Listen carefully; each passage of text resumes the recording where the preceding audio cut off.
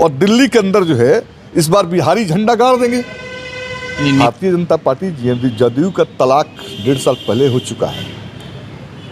तो जदयू जिस वोट पर जीती थी उस वोट का एक बड़ा टुकड़ा बीजेपी के साथ वापस कर चुका है। नीतीश जी में सारी दक्षता है पीएम बनने का, बनना भी चाहिए, बिहार से भी इसकी दावेदारी होनी भी चाहिए। एक नैरेटिव बना दिया गया कि अमुक वर्ग के ही लोग यहाँ से एमपी बनेंगे। जातिगत जनगणना ने ये मिथक को तोड़ दिया है। बिहार में कितनी लोकसभा सीटों पर सीपीएम चुनाव लड़ेगी? देखिए, देश के इंडिया गठबंधन का second partner largest political party CPIM है। पूरे देश के अंदर हम चाहते हैं कि इंडिया गठबंधन जो है आपसी सहमति से सभी जगह उम्मीदवार को उतारे, और उसी सिलसिले में बिहार में भी जो 40 सीटें हैं इंडिया गठबंधन के जो घटक दल हैं उनके अंदर जो सहमति बने और सभी जगह संयुक्त प्रत्याशी उतारे जाए से भाजपा की हार को सुनिश्चित किया जाए। सीपीआईएम ने भी 4 सीटों को दावेदारी पेश की है। तो हम चाहते हैं कि इंडिया गठबंधन से हमारी पार्टी 4 सीटों पर चुनाव लड़े। अब ये इंडिया गठबंधन को तय करना है किस पार्टी को कितना मिलेगा और किन सीटों पर किनको लड़ना है। ये हमारे जो सीनियर नेता हैं, सीताराम येचुरी जी हैं, तेजस्वी जी हैं, नीतीश जी हैं, दीपांकर जी हैं, डी राजा जी हैं और खड़गे साहब हैं, वो बैठकर तय करेंगे। खबर ये भी सूत्रों के हवाले से आ रही है कि जो जेडीयू 16 सीटों से कम पर मान नहीं रहे, इसमें कितनी सच्चाई है सर? देखिए, मैंने भी अखबारों में पढ़ा है, जदयू ने दावा किया कि 16 सीट हमारा है।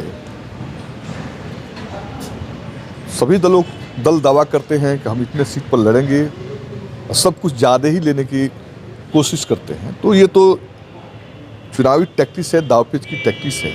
जहाँ तक जदयू के दावा का सवाल है,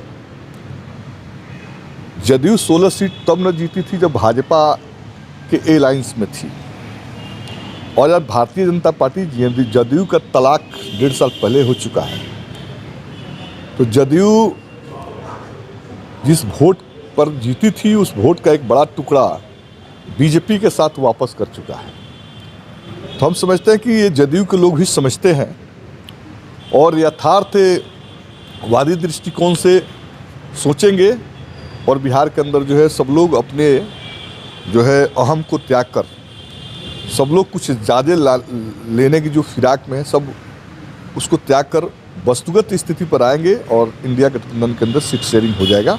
सभी लोग अपनी अपनी ताकत के मुताबिक लड़ेंगे। सर, सीट शेयरिंग अगर आपके पक्ष में होता है, महाराजगंज आपके पक्ष में जाता है, तो मुद्दे क्या होंगे, किन मुद्दों पर चुनाव लड़ेंगे आप लोग सर? देखिए, भारतीय जनता पार्टी की जो जन विरोधी नीतियां हैं, देश के किसान, मजदूर, छात्र, नौजवान, महिलाएं जो पिछले 10 साल के अंदर ठगे गए हैं, उनकी ज़िंदगियों को तबाह और बर्बाद कर दिया है, तो ये राष्ट्रीय मुद्दे होंगे। और महाराजगंज के बारे में सब लोग जानते हैं कि 1952 से जो चुनाव हो रहे हैं, एक मिथक बना हुआ था कि एक जाति विशेष का वो सीट है और उसी बीच से ही उम्मीदवार पक्ष और विपक्ष के होंगे। तो इस बात को लेकर महाराजगंज के अंदर जो लोग हैं, जो मतदाता हैं, मतदाताओं का एक बड़ा हिस्सा नाराज है कि वोट दलित, पिछड़ी, अल्पसंख्यक, गरीबों का ज़्यादा है और एक बिरादरी के लोग ही पक्ष विपक्ष के हो जाते हैं। तो इसको लेकर इंटायर जो लोग हैं, दलित, पिछड़ा, अकलियत के लोग, वो चाहते हैं कि हमारे बीच से कोई प्रत्याशी आए और उसके नाम पर गुलबंदी हो।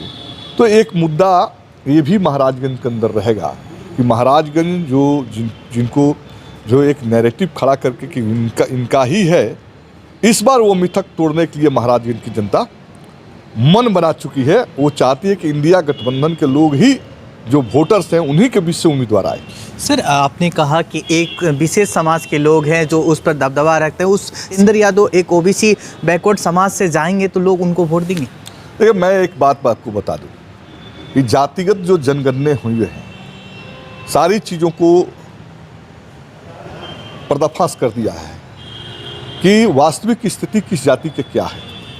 तो महाराजगंज में ही ये बात जो है सामने आ चुकी है जातिगत जनगणना के बाद कि जो लोग ये गढ़ रहा वो गढ़ रहा है, सारे मिथक और जातिगत जनगणना के बाद ध्वस्त हो चुके हैं। और मैं समझता हूँ कि महाराजगंज के दलित, पिछड़ा, अकलियत और अगड़ी जाति के जो न्याय पसंद लोग हैं वो चाहते हैं महाराजगंज के अंदर बदलाव, वो चाहते हैं राजनीति में गरीबों की दावेदारी, वो चाहते हैं जो है समतामूलक विकास, और वो चाहते हैं भाजपा को चुनाव से में शिकस्त देना।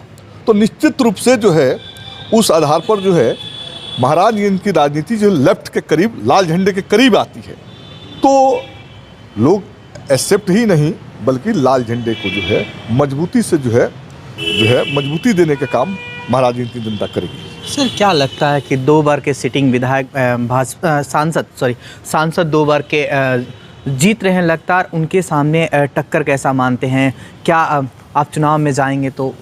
देखिए, भारतीय जनता पार्टी जिस नैरेटिव पर 2 बार से महाराजगंज के अंदर जीत रही है वो नैरेटिव को हम लोग समझ रहे हैं कि जिन कारणों से वो जीत रही थी वो कारण ही इस चुनाव में अब नहीं रहा, वो कारण को ही हम लोगों ने ख़त्म कर दिया। अब की बार भारतीय जनता पार्टी को कोई माई के लाल महाराजगंज से जीता नहीं सकता, चूँकि जो अवेयरनेस पिछले 3 सालों के अंदर महाराजगंज के अंदर आया है, कई घटनाएं घटी है, कई तरह के प्रताड़नाएँ हुई है, कई तरह के जो है हस्तक्षेप हुए हैं सामाजिक, और समाज में जो मुखरता आई है पिछड़ा दलित का, जो मुखर होकर लोग आए हैं वो अब इस चीज़ को समझने लगे हैं कि भारतीय जनता पार्टी के रहते जो है महाराजगंज के दलित, अकलियत, पिछड़ा और अगड़ी जातियों के जो न्याय पसंद लोग हैं उनका विकास नहीं हो सकता है। इसलिए पिछले 2 टर्म से जो भाजपा जीत रही थी वो सक्षम प्रत्याशी और सक्षम विकल्प के अभाव में वो जीत रही थी। आज सक्षम विकल्प महाराजगंज के अंदर मौजूद है। वो सक्षम विकल्प जब मैदान में होगा तो भाजपा जो है चारों खाने चीत पड़ जाएगी। सर, इंडिया गठबंधन कितने सीटों पर इस बार लोकसभा 2024 के चुनाव में जीतेगी? हम तो 40 सीटें हैं। अगर अच्छे ढंग से हम लोग सीट शेयरिंग कर लेते हैं और तेजस्वी जी के, नीतीश जी के नेतृत्व में राजनीतिक अभियान जो छिड़ेंगे तो भाजपा 40 सीट पर टिकेगी कहाँ जी? 40 की 40 सीटें जीतेंगे बिहार के अंदर, और दिल्ली के अंदर जो है इस बार बिहारी झंडा गाड़ देंगे। नीतीश कुमार पीएम बनेंगे? देखिए, ये पीएम बनने के उनमें गुण हैं, कोई इनकार नहीं कर सकता, और बनना भी चाहिए। लेकिन मैं ये कहता हूँ कि देश लेवल की जो पॉलिटिकल सिचुएशन उभर के आएंगे, जो सांसद जीत के आएंगे, वो तय करेंगे कि कौन देश के पीएम होंगे। लेकिन नीतीश जी में सारी दक्षता है पीएम बनने का, बनना भी चाहिए, बिहार से भी इसकी दावेदारी होनी भी चाहिए। सर, जो राजद के एक बड़े खेमा के नेता है, आपने जिस समाज की बात की, आप जब चुनाव लड़ेंगे क्या लगता है कि राजद के वो नेता आपके चुनाव प्रचार कर पाएंगे?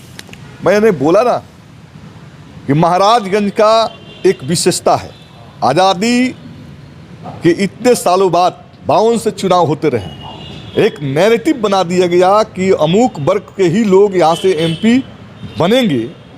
जातिगत जनगणना ने ये मिथक को तोड़ दिया है, और हम समझते हैं कि मैंने कहा कि अकलियत, पिछड़ा, दलित, अगड़ी जातियों के न्याय पसंद लोग के सामने अब विकल्प है, और विकल्प ही भाजपा को हराएगा।